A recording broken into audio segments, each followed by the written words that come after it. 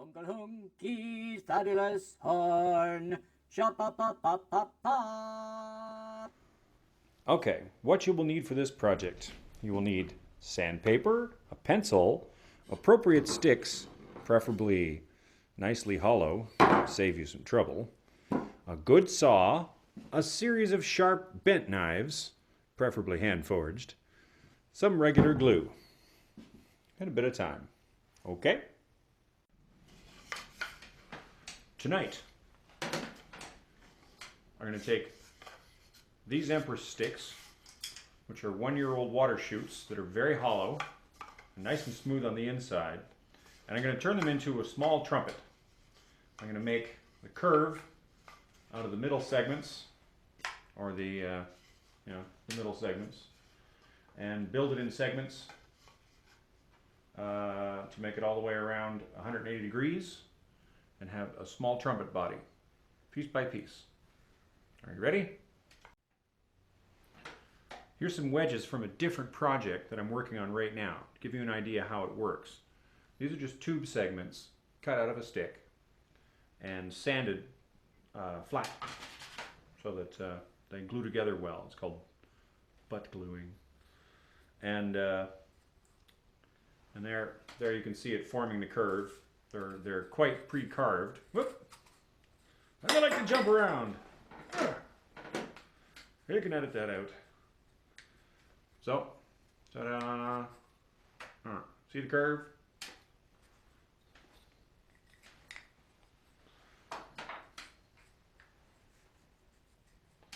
There are 10 pieces in this particular design.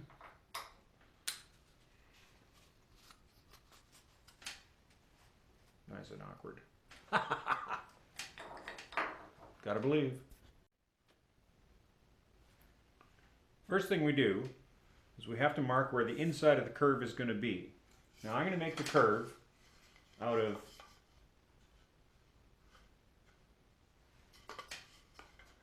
these parts here, this segment and this segment, so that there's still lots of tube left in the project on the fat and the skinny end. So the curve comes out of the middle. That'll make sense later. So I tend to mark the inside of the curve, and I'm going to do that by making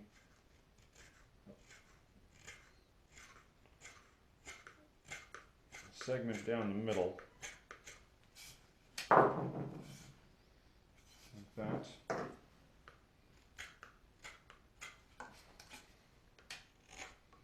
It helps me orient the pieces as they are cut.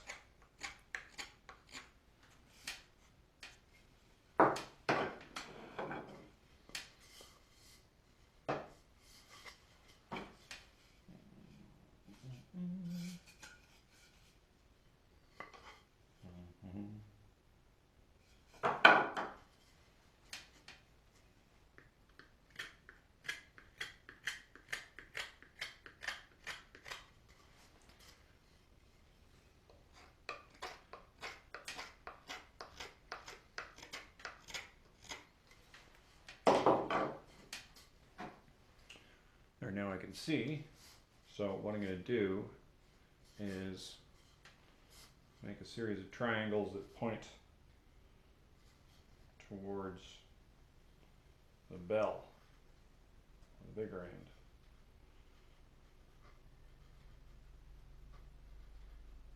This is just a orientation method I've been using again and again.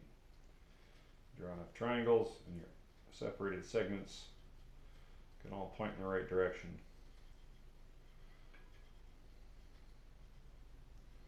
You find your way towards the rebuild.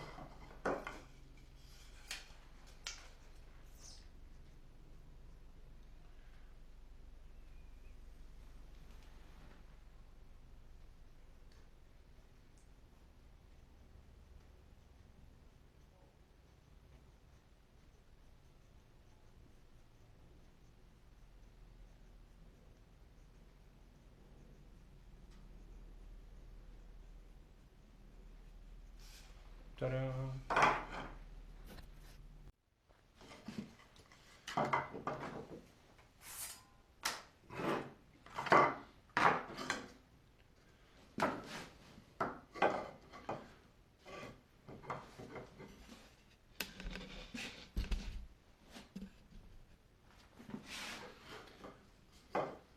Okay, well, here's the inside of the curve. That's all marked. I'm just going to try cutting a wedge from that. So because it's the inside of the curve, it needs to be narrow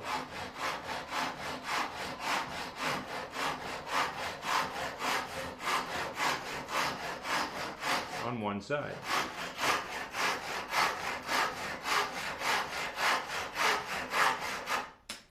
Aim for consistency and good cuts.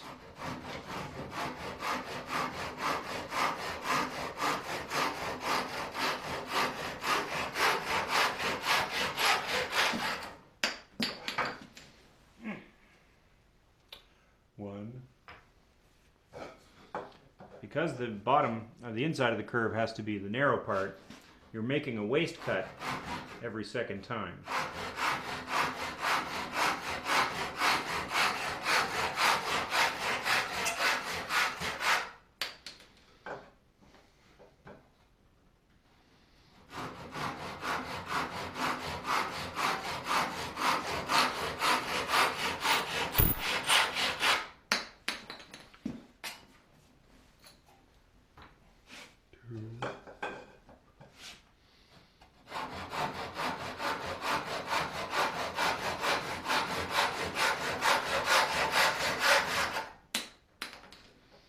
Waist cut.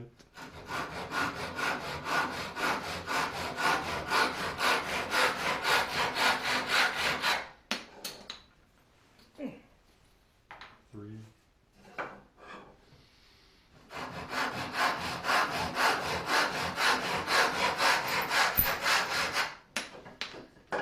Waist cut.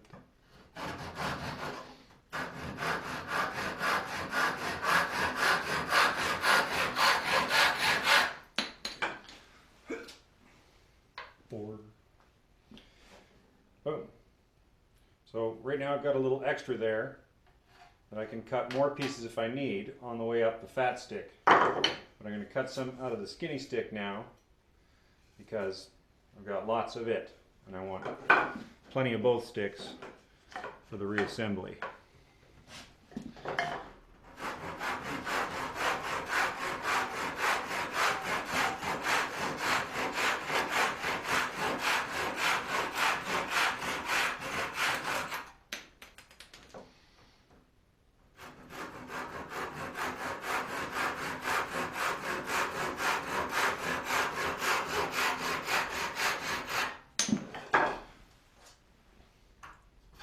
One small stick.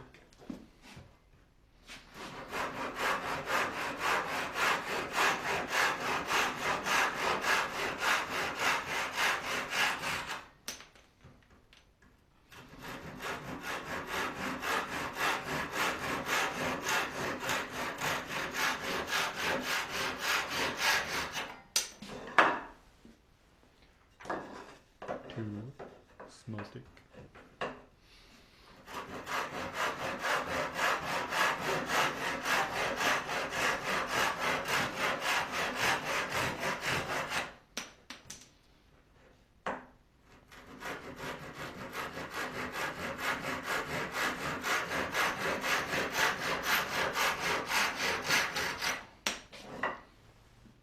Three.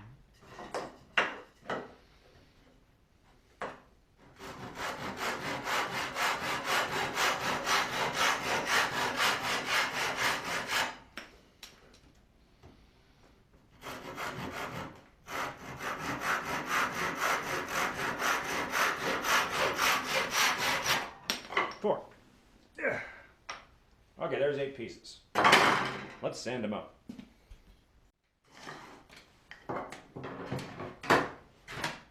And we're back. Sanding. You want a flat surface. This is pretty rough, but I'm trying to be casual so as to be unintimidating. Let's see how it goes.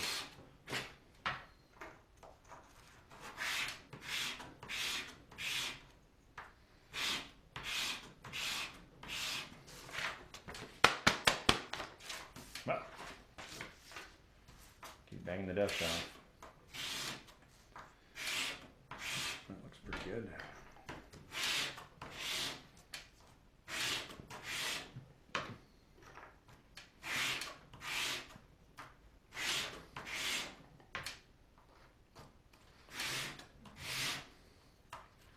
In a more careful paradigm, I would have numbered all of these in sequence. Now I'm just kind of sanding them randomly. Sticking them over there. See if I can figure it out afterwards.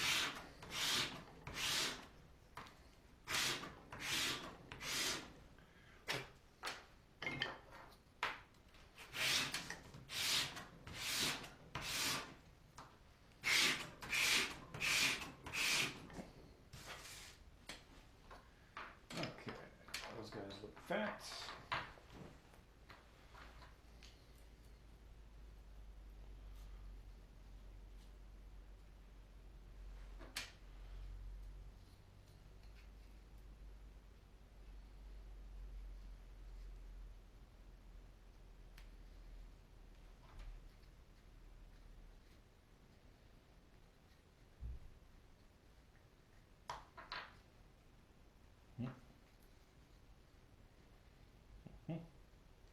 Maybe.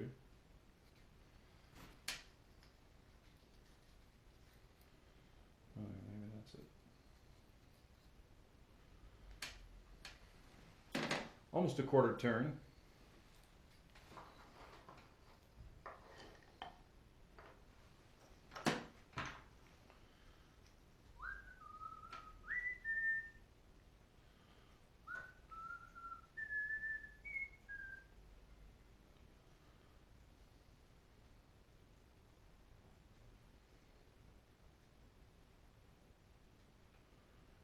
Getting there. Okay. So now,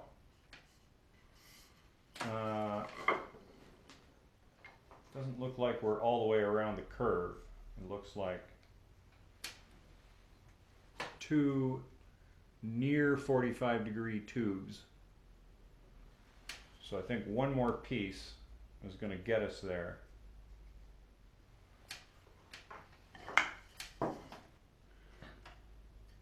I think it's going to be out of the skinny piece.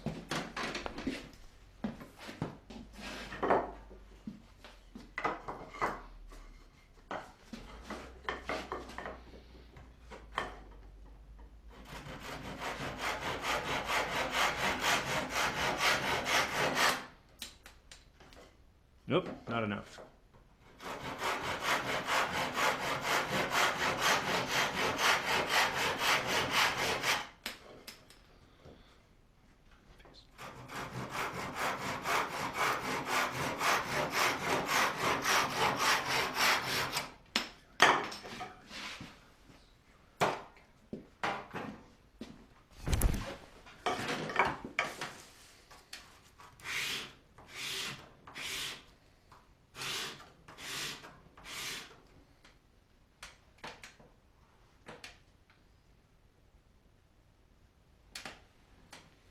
There it is. That is clearly more than 45 degrees. So we can start from the thin one, start gluing them on, and do it in 15-minute increments to allow the glue to set. Here's hoping.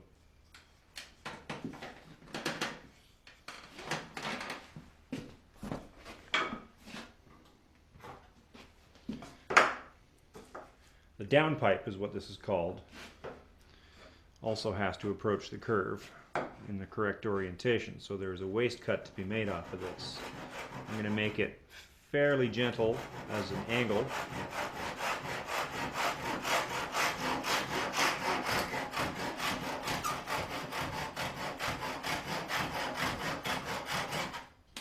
Very aggressive saw.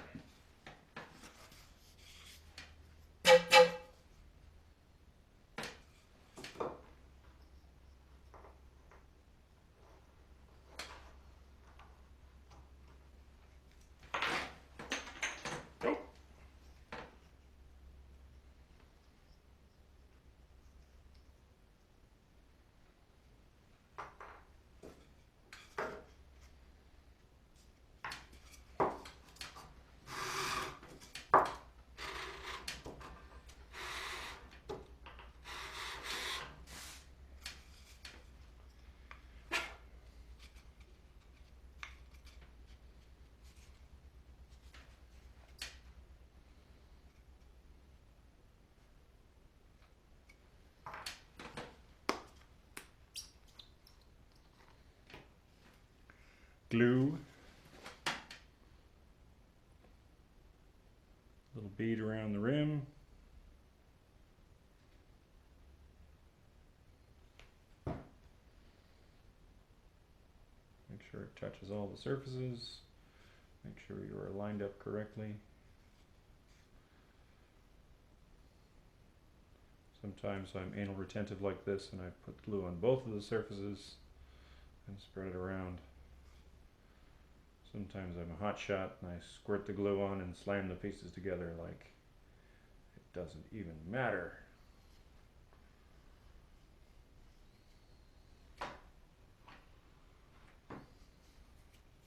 Two schools of thought on that. One,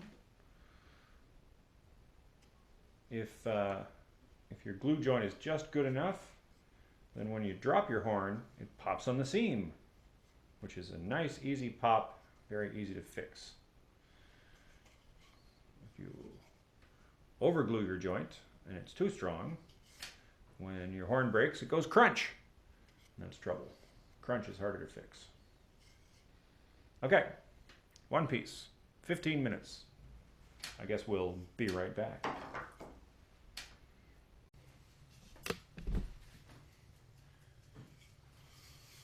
We're back. There's 15 minutes later. This segment is now on. I'm going to stick a little knife inside and just shave the edge of that flush where the two segments meet, ideally without damaging the inside as much as possible.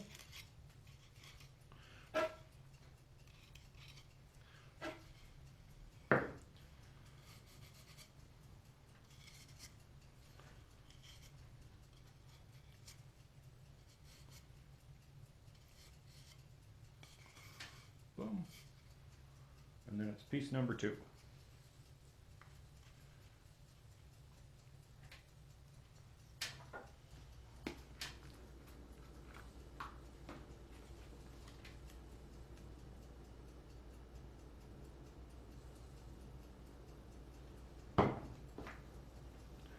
Remember to line up the arrows.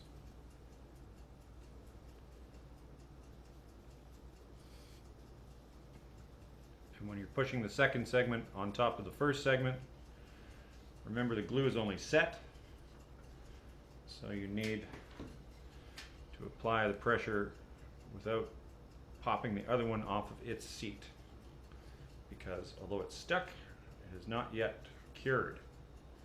It'll be 24 hours before you should really call it totally done. Maybe less, but I don't take chances. Number 2. Also, this has to stand up somewhere. Eventually the weight of this will pull it off. Although it's virtually weightless now, you want to be in the habit of that. So wherever that's standing, so that this is standing flat. Does that make sense? Okay. See you in 15.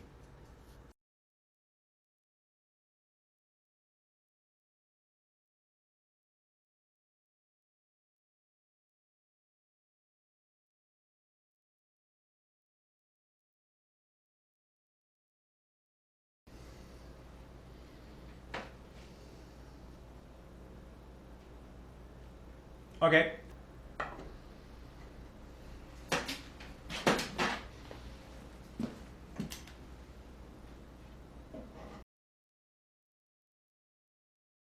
Uncle Hunky's fabulous horn. Chop up up up up up.